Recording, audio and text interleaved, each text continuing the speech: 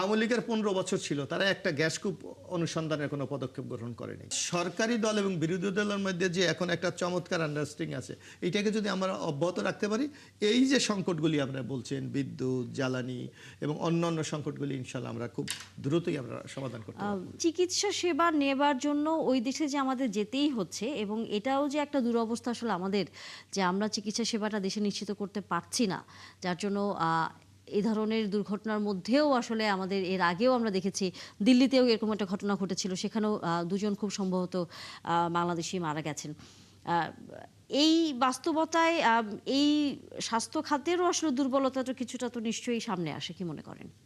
না, এটা তো অবশ্যই। আপনি দেখবেন যে বাংলাদেশের থেকে ইন্ডিয়াতে যে প্রতি বছর যা যায়, যে পরিমাণ লোক ইন্ডিয়া ভিজিটে যান, কত পার্সেন্ট আসলে ট্যুরিজমের পারপাসে যান, বা কত পার্সেন্ট তাদের যারা যে ফ্যামিলি গুলো সেপারেটেড হয়েছে তাদের সাথে মিলিত হবার জন্য যান, এটার সংখ্যা কিন্তু নগণ্য। বেশিরভাগই যান হচ্ছে চিকিৎসার জন্য। কেউ ডাবল চেক করতে যান, একবার চিকিৎসা করে এসে বারবার চেকিং করতে যান, এবং সেক্ষেত্রে অনেক ক্ষেত্রে দেখা যায় যে তারা প্যাকেজটা এইভাবে নেন যে ডাক্তারকে দেখিয়ে হয়তো বা 2-3 দিন তারা ভিজিট করবেন। অবশ্যই ইন্ডিয়াতে আমরা, আপনি দেখেছেন যে ইন্টারিম গভর্নমেন্টের সময় মানে হাসিনা যখন ইন্ডিয়াতে পালিয়ে গেলেন, তারপর ইন্টারিম গভর্নমেন্টের পরে এই সময়ে ইন্ডিয়াতে কিন্তু আমাদের অনেকে যেতে পারেননি। ইন্ডিয়ার থেকে ভিসাটা এক ধরনের রেস্ট্রিকশন করা হয়েছিল, এবং এর ফলে আমরা ইন্টারিম গভর্নমেন্টের তরফ থেকে চায়নায় একটা চেষ্টা করা হয়েছিল যে চায়নায় আমাদের লোকগুলো যেতে পারে কিনা।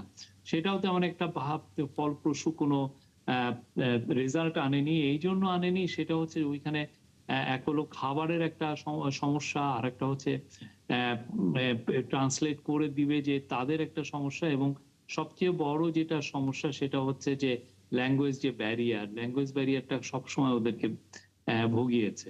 তো ওই কারণে ওইটা তেমন একটা হয় না। আর একটা কস্টেরও একটা বিষয় আছে, জি। ওই ইন্ডিয়া চায়নার কস্টটা অনেক। তো আমাদের আসলে স্বাস্থ্য ব্যবস্থা আসলেই, মানে আমরা যেই পরিমাণ ইমপ্রুভমেন্ট করার কথা ছিল সেটা অনেক কিছু কিছু জায়গায় আমরা ভালো করছি।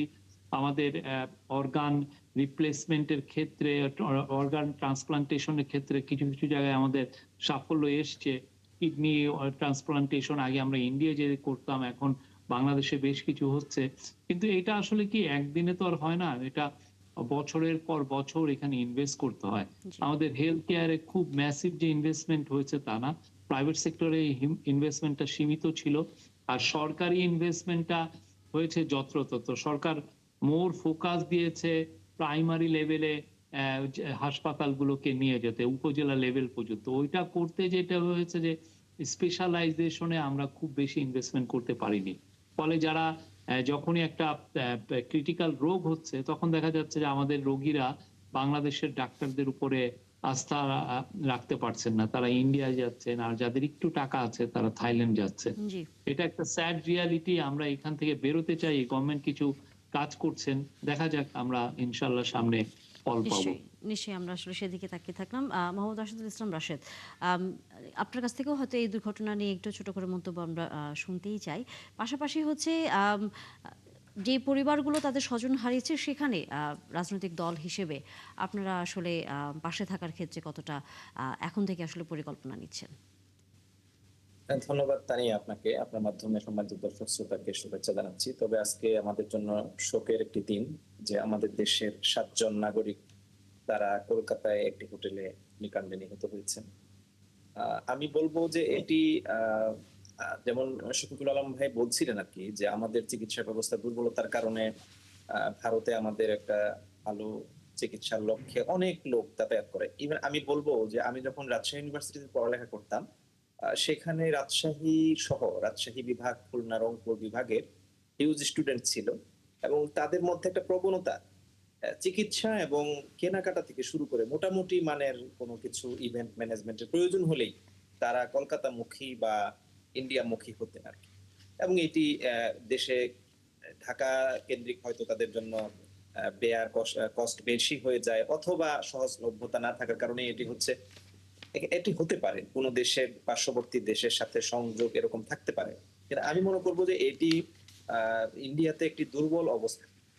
এর আগেও আপনি দেখেছেন যে 2024 সালের মে মাসে আমাদের একজন সংসদ সদস্য দেশের বিগত আওয়ামী সরকারের আনোয়ারুল আজিম এমপি, তাকে নৃশংসভাবে হত্যা করা হয়েছে, টুকরা টুকরা করা হয়েছে একটা বাড়িতে। এবং এই যে একজন ফরেনার, তিনি একটা বাড়িতে যাচ্ছে তাই থাকছেন। আজকে আমাদের সত্যজিৎ তিনি বললেন যে 500 টাকার বিনিময়ে হোটেলগুলোতে থাকা যায়। অর্থাৎ এটা ভালো যে লো কস্টে থাকার ব্যবস্থা করা হচ্ছে, কিন্তু ফরেনারদের জন্য যে একটা সেফটি ব্যবস্থা সেটি এনশিওর করাটা অত্যন্ত জরুরি। একজন ফরেনার কোন ধরনের হোটেলে থাকতে পারবেন না পারবেন সেই ধরনের একটা রুলস রেগুলেশন অবশ্যই ভিসা নীতিতে কিন্তু অবশ্যই আছে। সেই জায়গায় আমার কাছে এটি দুঃখের বিষয় যে এটি সম্পন্ন হয়নি বা যাচাই বাছাই করা হয়নি। আমি বলবো যে এটি তদন্ত সাপেক্ষে ব্যবস্থা নেওয়া দরকার গভর্নমেন্টের পক্ষ থেকে। সেকেন্ড, আপনি যেটি বলেছেন যে অন্যান্য রাজনৈতিক দলগুলো সরকারের পাশাপাশি কিরকম ভূমিকা রাখবে, আপনি জেনে থাকবেন যে বিগত সময়েও যে কোনো ক্রাইসিসে জামায়াত ইসলামী এরকম ক্রাইসিস পিরিয়ডে সবসময় অগ্রগামী ছিল, এবং আজকেও তথ্য নিয়ে তারা উদ্যোগ নিয়েছে স্থানীয়ভাবেই। ইভেন আমাদের দলের প্রধান যিনি ডক্টর শফিকুর রহমান, মাননীয় বিরোধী দলের নেতা, তিনিও তার পক্ষ থেকে উদ্যোগ নেবেন বলে আমি জানতে পেরেছি। জি। তো আমি এটুকুই বলবো আর কি। জি, আমরা একটু অন্য প্রসঙ্গে এবার আসতেই চাই। সেটি হচ্ছে নিশ্চয়ই আপনারা সবাই গণমাধ্যমে একটি খবর দেখেছেন যে ডপলার তারা একটি আ রিসার্চ করেছে এবং সেখানে তারা বলছে বর্তমান সরকারের যে ৬ মাস পূর্তি হলো, সেখানে যে সরকারের প্রতি ৫৪% মানুষ সন্তুষ্টি প্রকাশ করেছে এবং মাননীয় প্রধানমন্ত্রীর প্রতি ৬৬% মানুষ একটি ভালো মন্তব্য করেছে। সেখানে তারা একটি প্রশ্ন রেখেছে যে সামগ্রিকভাবে বাংলাদেশ সঠিক নাকি ভুল পথে যাচ্ছে, এমন একটি প্রশ্ন তারা জরিপ করেছে।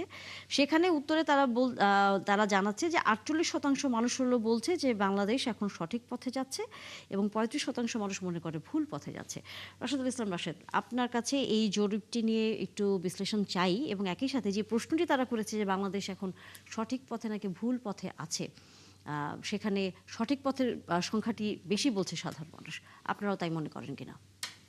দেখুন, এই ডপলারের যে রিসার্চটি, এটিকে আরো মূল্যায়ন করা দরকার। কারণ এখানে ডাটাটা কি ধরনের নেওয়া হয়েছে, কোন ধরনের ব্যক্তিদের কাছ থেকে নেওয়া হয়েছে। এখানে বলা হয়েছে যে ইনোভেশন নামে একটি রিসার্চ প্রতিষ্ঠানের কাছ থেকে কিছু ডাটা নেওয়া হয়েছে আর কি।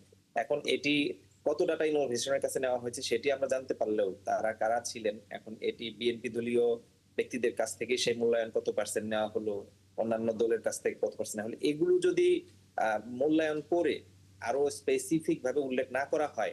বিগত দিনেও কিন্তু আমরা দেখেছি আওয়ামী সরকারের প্রত্যেক দফায় দফায় তারা ক্ষমতাবান হয়ে প্রত্যেকবার একটা করে এরকম রিসার্চ করেছে এবং রিসার্চের রেজাল্ট এসেছে। এবং আজকেও যদি আরো স্পষ্ট করে আরো অনেকগুলো স্টেককে নিয়ে এই রিসার্চটি করা হতো, তাহলে হয়তো 180 দিনের একটি জরিপ আমাদেরকে আশ্বস্ত করতো। দেখুন, আমরা এই মুহূর্তে যখন ডপলারের এই প্রশ্নটি নিয়ে ডাটাগুলো নিয়ে আলোচনা করছি, তখন কিন্তু বাংলাদেশের সবচেয়ে বড় ক্রাইসিস যে প্রায় 900 কারখানা বন্ধ হয়ে যাচ্ছে শুধুমাত্র গ্যাসের অভাবে, বিদ্যুতের অভাবে, এবং আগামী দিনে কি হবে না হবে এগুলো নিয়ে ভয়াবহ চিত্রের কথা অনেকেই কিন্তু তুলে ধরছেন। তাহলে এই জায়গায় কিন্তু ডপলারের এই রিসার্চটি গ্যাস বিদ্যুৎ নিয়ে সেই ধরনের কোনো তথ্য আমাদেরকে দিতে পারে নাই। 180 দিনের তথ্য কিন্তু আসা দরকার ছিল।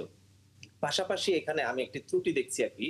এখানে আমি দেখলাম যে এমপিদের তথ্য উল্লেখ করা হয়েছে যে বেশ কিছু এমপিরা, জামাত ইসলামের এতজন এমপি, বিরোধী দলের এতজন এমপি, এনসিপির এতজন এমপি, তারা ওপিনিয়ন পেশ করেছেন। কই, আমি কিন্তু বেশ কিছু এমপির সাথে ইতিমধ্যে আজকে কথা বলেছি যে তারা কি কেউ এ ব্যাপারে কোনো ফোন পেয়েছে, কারোর কাছ থেকে কি নিয়েছে কোনো তথ্য, কিসের ভিত্তিতে নেওয়া হলো, নাকি শুধুমাত্র তাদের বক্তব্যের উপর ভিত্তি করে তারা এই ডাটাটি নিয়েছে। এই বিষয়গুলো যদি ক্লিয়ার না করা হয়, তাহলে এটার উপর ভিত্তি করে একটি কনক্লুশনে যাওয়া এবং সরকারের এখনই 180 দিনের কর্মতৎপরতাকে যেভাবে দেখানো হয়েছে, এটা আমি মনে করছি যে একটু বায়াসড হয়ে যেতে পারে কিনা সেটি যাচাই বাছাই করতে হবে। পাশাপাশি আমি বলবো যে আমাকে যদি প্রশ্ন করেন যে সরকার 180 দিনকে আপনি কিভাবে মূল্যায়ন করছেন, আমি সবসময় এভাবে বলি যে বর্তমান যে সরকার, এই সরকারকে অর্থবহ করার ক্ষেত্রে আমাদের সবার প্রচেষ্টা রয়েছে। সেটি বিরোধী দলের পক্ষ থেকে বলেন, সরকার দল তো অবশ্যই চেষ্টা করছে, এবং সারা বাংলাদেশের মানুষ আমরা বিশ্বাস করি যে তারা প্রচেষ্টা করবে যে এই সরকার যেন ব্যর্থ না হয় বা এই সরকার যেন সফল হয়। বাট সেই জায়গায় আমাদেরকে খেয়াল করতে হবে যে জায়গাগুলো বিশেষ করে তাদের খেয়াল করা দরকার ছিল। এই সরকার কিন্তু গণভোটের রায় বাস্তবায়ন করেনি, করেনি বা করা নিয়ে আমাদের অনীহা সৃষ্টি দেখছি আমরা আর কি। এবং ভয়াবহ গ্যাস জ্বালানি সংকট মোকাবিলায় কার্যকর পরিকল্পনাও কিন্তু এখন পর্যন্ত আমাদের সামনে উত্থাপন করতে পারে নাই। দ্রব্যমূল্যের কথা যদিও মাননীয় প্রধানমন্ত্রীর মুখ থেকে আমরা শুনছি যে আসলে সেই অর্থে কোনো সমস্যা নাই, কিন্তু আমরা দেখছি ইতিমধ্যেই অধিকাংশ দ্রব্যের মূল্য মুষ্টিমেয় কিছু বাদে দ্রব্যমূল্যের চাপে মানুষ কিন্তু অতিষ্ঠ হয়েছে। এবং আপনি দেখবেন যে সরকারি বেসরকারি বিভিন্ন প্রতিষ্ঠানগুলো যে দলীয়করণ সেটি আমরা দেখেছি, এবং অনেকগুলো সরকারি প্রতিষ্ঠান বেসরকারীকরণ বা বেসরকারি প্রাইভেটাইজেশন সেটি আমরা দেখেছি। গুম প্রতিরোধ আইনকে মানে এগুলো আমি যেগুলো বলছি যে এগুলো কিন্তু আমাদের পক্ষ থেকে প্রাতিষ্ঠানিক জায়গা থেকে আমাদের দলের পক্ষ থেকে ইতিমধ্যে এগুলোর জন্য প্রতিক্রিয়া দেখানো হয়েছে। অর্থাৎ সামগ্রিকভাবে আমি এভাবে বলে শেষ করব যে আপনি যদিও বলছেন যে বাংলাদেশের 48.60% মানুষ মনে করছে যে সঠিক পথে চলছে, সরকার সঠিক পথে চলছে কিনা এটা এজন্যই হয়তো মানুষ মনে করে থাকতে পারে যে যেহেতু জুলাই গণঅভ্যুত্থানের পরবর্তী একটি সরকার এবং এরা ফ্যাসিজম থেকে বের হয়ে আসা জাস্টিসের লক্ষ্যে প্রতিষ্ঠিত একটি সরকার, সেই জন্য তারা সঠিক লক্ষ্যে আশাবাদ ব্যক্ত করেছেন। কিন্তু আরো নিগুড় মতামতগুলো যদি আমরা পেতাম তাহলে হয়তো আমাদের জন্য মূল্যায়নটা সহজ হতো। আচ্ছা, এবিএম মোশাররফ হোসেন, এই প্রথমত হচ্ছে যেই রিসার্চের বিষয়টি, সেটি হচ্ছে আমাদের একজন অতিথি বলছেন যে এটি দলীয় অথবা আসলে বায়াসড কিনা সেটাও আসলে ভেবে দেখবার বিষয় রয়েছে, কারণ অতীতের আসলে ঘটনা তিনি উল্লেখ করে বলেছেন। আর পাশাপাশি তিনি 180 দিনের সরকারের যে মূল্যায়ন, সেখানে তিনি বারবারই বলছিলেন যে গণভোটের যে রায় সেটির ক্ষেত্রে আপনারা এখনও অনীহা প্রকাশ করছেন, এবং দেশে যে গ্যাস সংকটটি হচ্ছে প্রকট, সেটি নিয়েও আসলে আপনাদের কোনো ধরনের সুনির্দিষ্ট কোনো সিদ্ধান্ত আসলে আসছে না, সংকটে পড়ছে মানুষ। না, রাশাদ সাহেব যে কথাটি বলেছে যে জরিপ নিশ্চয়ই যে কোনো আইডিয়াল জরিপ যদি কেন তার কিছু কম্পোনেন্ট আছে, উপাদান আছে। আপনার একটা নির্দিষ্ট স্যাম্পল নিতে হয়, তারপর এখানে আপনার কোন পদ্ধতিতে করলে এটা গ্রহণযোগ্য হয়, এই ধরনের কিছু রিসার্চের কিছু ফর্ম আছে। আমার মনে হয় নিশ্চয়ই যে প্রতিষ্ঠানটি করেছে, কি নাম বললেন? Doppler opinion research. Doppler opinion research. নিশ্চয়ই এটা খুব রিনাউন্ড একটি ফার্ম। এটা নিশ্চয়ই এরা সব নীতি আদর্শগুলি সামনে রেখেই কিন্তু হয়তো রিসার্চটা করেছে। তবে আমি যেটা মনে করি, কিছুদিন পূর্বে আপনি আরেকটি রিসার্চ দেখেছেন, যে সেই রিসার্চে দেখিয়েছে যে এখানে তো আমি দেখেছি অনেকটা সংখ্যা কম, সেখানে দেখিয়েছে মাননীয় প্রধানমন্ত্রীর প্রতি প্রায় 83% লোক সন্তুষ্ট যে বাংলাদেশ সঠিক পথে চলছে, তারা বলেছে। এখানে তো সংখ্যা একটু কমে গেছে অনেকটা। সুতরাং এই জরিপ নিয়ে হয়তো উনি যে আশঙ্কা করছে, আমি জানি না যে যদি আমি সম্পূর্ণ ডিটেলস বুঝতে পারতাম যে কোন আইডিয়া, কারণ আমিও সোশ্যাল সায়েন্সের স্টুডেন্ট, আমি কিছুটা হলেও রিসার্চ বুঝি। তবে বাংলাদেশের বর্তমান প্রেক্ষাপট যদি আপনি দেখেন, যে একটা ফ্যাসিস্ট সরকারের পর এখানে শফিকুল আলম সাহেব আছেন, নিশ্চয়ই উনিও প্রায় 18 মাস একটা সরকারের সাথে ছিলেন। সুতরাং একটা সরকার কতটুকু বাংলাদেশের একটা গণতন্ত্রহীনতার দিকে নিয়ে গেছে, কতটুকু লুটপাটের দিকে নিয়ে গেছে, কতটুকু বাংলাদেশের প্রতিষ্ঠানগুলিকে ধ্বংসের শেষ প্রান্তে নিয়ে গেছে, উনি আমার চেয়ে বেশি দেখেছেন, কারণ এটা গভর্নমেন্ট সরাসরি পরিচালনার সাথে সম্পৃক্ত ছিলেন।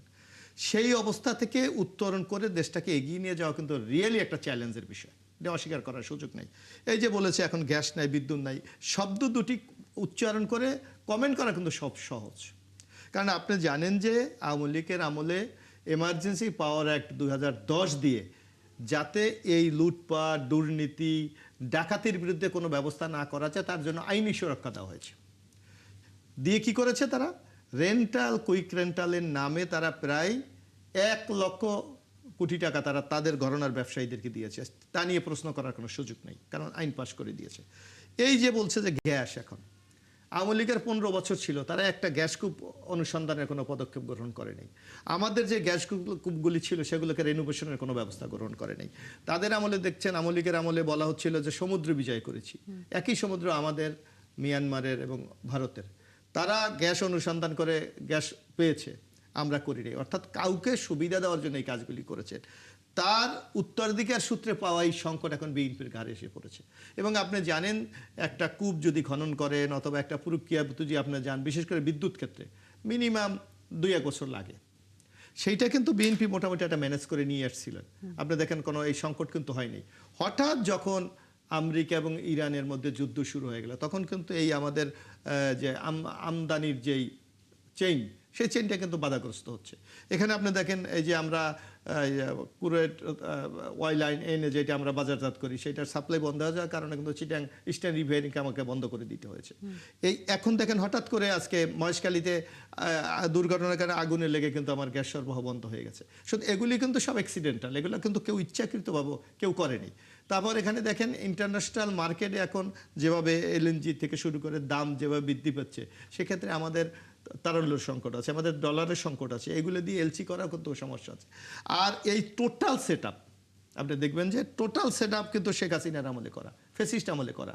সুতরাং এখনও কিন্তু বড় বড় ব্যবসায়ী বলেন, এই যে আজকে দেখলাম আমি যে আপনি এসালম গ্রুপ বা সামিট গ্রুপ, তাদেরকে এমন সুবিধা দেওয়া হয়েছে আপনি ইচ্ছা করলে সরকার কিন্তু চুক্তি বাতিল করতে পারছে না।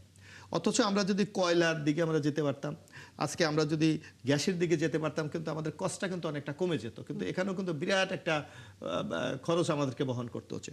তারপর দেখেন ভোলাতে আমাদের একটা বিরাট গ্যাসের আমরা কূপ পেয়েছি, অথচ আওয়ামী লীগ কিন্তু সেই গ্যাসকে ন্যাশনাল গ্রিডে যুক্ত করার জন্য কোনো প্রক্রিয়া গ্রহণ করেননি।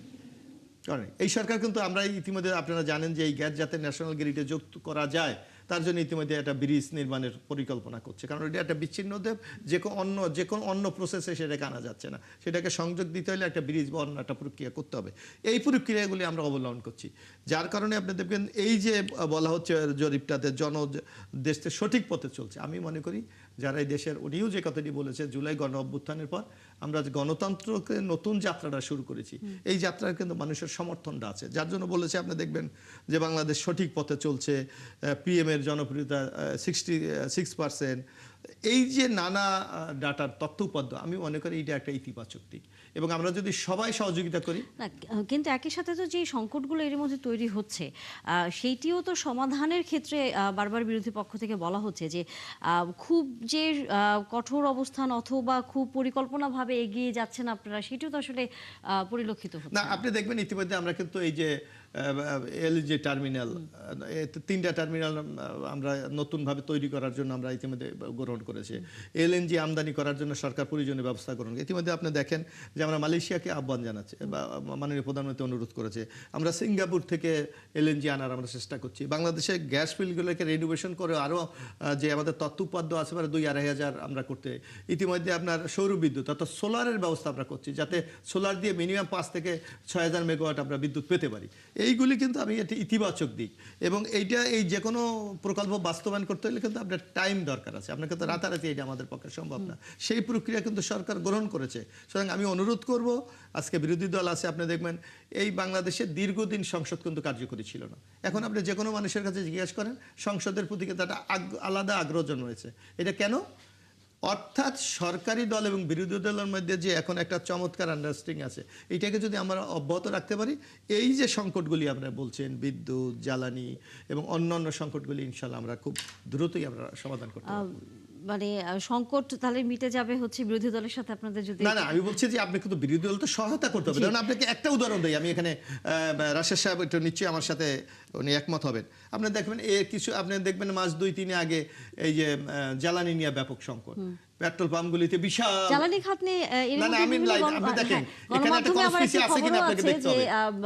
বেসরকারি খাতে দিয়ে দেওয়ার একটা পরিকল্পনা কি সরকারের আছে? না, এইটা একটা নানা আমরা সোশ্যাল মিডিয়া আমরা দেখি, কিন্তু এইটার বাস্তবতার এখনো আমরা কোনো অস্তিত্ব দেখতে পাইনি। আপনাকে একটা উদাহরণ আমি দিতে চাই। আপনার মনে আছে এই যে পেট্রোল পাম্পগুলিতে দীর্ঘদিন যখনই সংসদের সরকারি দলের বিরোধী দলের মধ্যে একটা কমিটি হয়ে গেল, পরের দিন থেকে লাইন নেই। তাহলে আমরা এটা কি বলবো? এটা কি কনস্পিরেসি, না সরকারকে একটা ঝুঁকির মধ্যে ফেলে দেওয়ার কোনো? তাহলে এখন যে গ্যাস সংকট হচ্ছে, তাহলে এখন কি আপনারা? না, এখন এটা স্পষ্ট, এটা আপনার অগ্নিকাণ্ডের কারণে আপনার মহেশখালীতে এটা ক্ষতিগ্রস্ত হয়েছে। এটা মেরামত করতে আপনি দেখেন আমাদের দেশে প্রকৌশলীরা পারে নাই, বাইরের থেকে প্রকৌশলী আন। এই যে সময়টা লাগছে এই কারণে হচ্ছে, এটা তো হলো একটা টেকনিক্যাল প্রবলেম, এটাকে তো আপনার মেনে নিতেই হবে।